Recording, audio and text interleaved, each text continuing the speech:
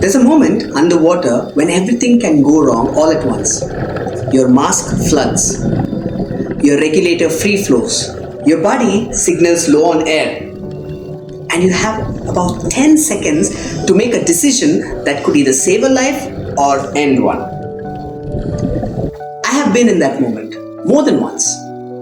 And what I learned in those 10 seconds has shaped the way I lead, the way I train, and the way I think about every high pressure decision I have made ever since.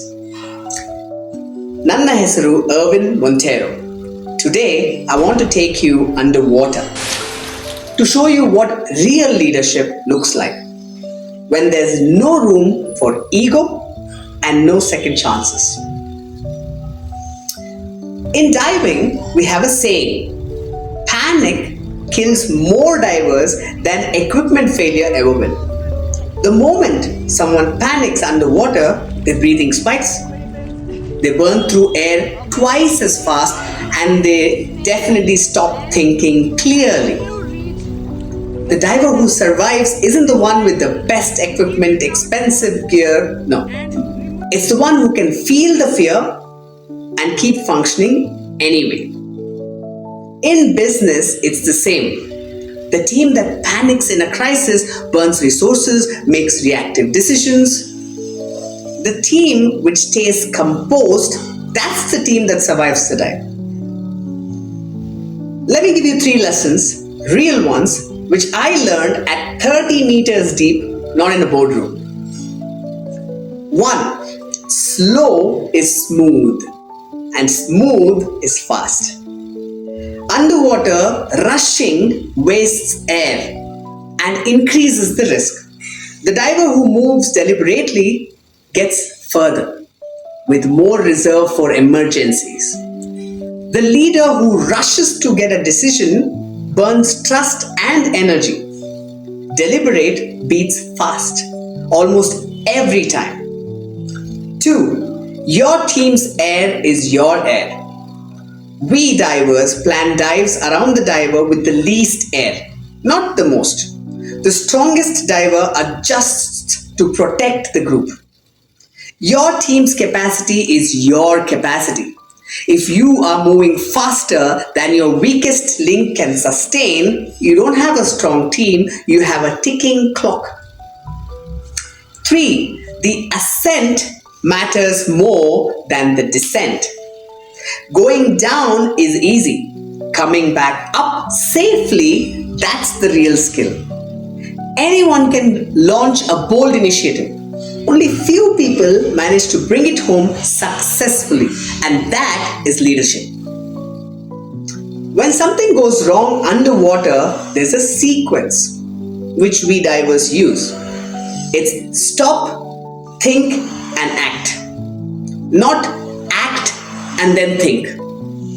It's always stop, think, and act. It's the PADI's rule. That 4-second pause is the difference between a controlled response and a chaotic one.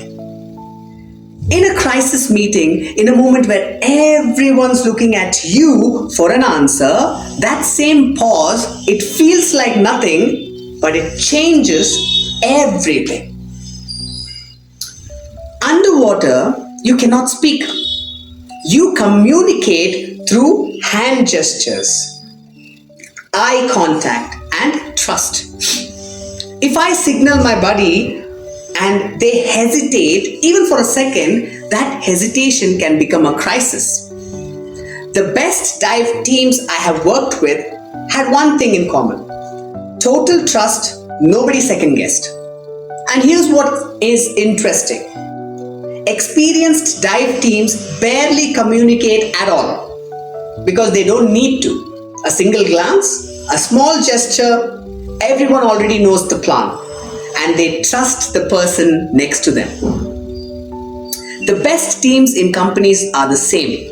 They don't need 15 meetings a week. They need clarity once and trust always. Fear is a feeling. Risk is a fact. The water doesn't respond to how you feel, only to what you do. A new diver might feel intense fear on a dive that's statistically very safe, whereas an experienced diver might feel completely calm in a situation that carries real risk because familiarity breeds comfort, not always safety.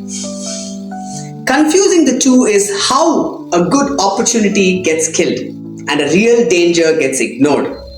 And here's the thing about diving accidents: they're almost never one big failure. They're a chain of small decisions, each one seeming reasonable at the time. Skipping a check, ignoring a small discomfort, not speaking up when someone or something feels off. The leadership mistake isn't usually the big dramatic one. It's a small one nobody flagged. If I had 30 seconds with a room full of CEOs, here's what I would say. Your job is not to eliminate fear in your team. It's to build enough trust and training that fear doesn't turn to panic. Your job isn't to have all the answers. It's to create a culture where stop, think, and act is how everyone would operate, not just you. And your job isn't to move fast. It's to move at a pace of your slowest, most important team member. Because that's the actual speed of your organization. The ocean does not reward brave people. It rewards preparation, composure, and trust. Boardrooms aren't that different. If this resonated, whether you have been underwater or not, I run leadership and team building experiences built exactly on these principles for corporates and teams who want to lead differently. My name is Arwin Monteiro. Subscribe and stay, and I will see you in the next one.